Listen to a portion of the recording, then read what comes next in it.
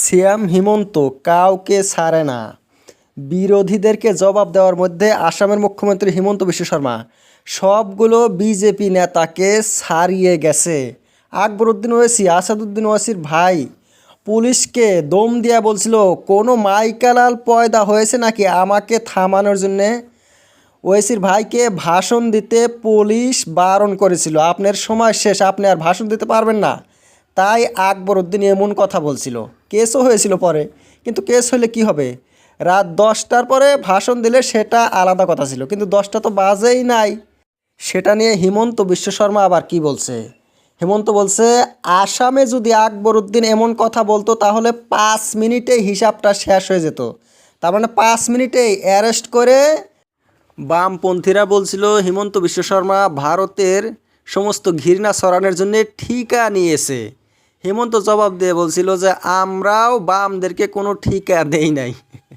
যেভাবে কথা কয় হিমন্ত বিশ্ব শর্মা ওইভাবে জবাব দেয়। জবাবগুলো তো একটু ঘুরিয়ে ফিরিয়ে দিতে হবে, এগুলো একদম বাচ্চাদের মতো জবাব। মূর্খ মানুষরা কিছু কিছু জবাব দেয়।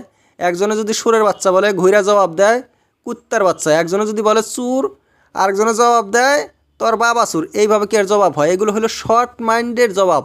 বহল করে জবাব দিতে হয়, মানুষের ভুলগুলো ভেঙে দিতে হয়। একবার আসাদুদ্দিন ওয়াইসি বলছিল হিমন্ত বিশ্ব শর্মা এন্টি মুসলিম। হিমন্ত আবার ঘুরে আসাদুদ্দিনকে জবাব দিল যে আমিও বলি আসাদুদ্দিন হয়েছে এন্টি হিন্দু। এমন জবাব কিন্তু আসলে জ্ঞানী ব্যক্তিদের জবাব না। রাহুল গান্ধীকে তো জবাব দিয়েছিল হিমন্ত বিশ্ব শর্মা আরও নোংরা ভাষা বলে। রাহুল গান্ধী বলছিল যে সার্জিক্যাল স্ট্রাইকের দাবি করছে BJP, Narendra Modi. Surgical strike যে হয়েছে তার প্রমাণ কি? তাই হিমন্ত বিশ্ব শর্মা জবাব দিয়ে বলছিল যে রাহুল গান্ধীর বাবাকে, তার কি আমরা প্রমাণ চাইছি নাকি?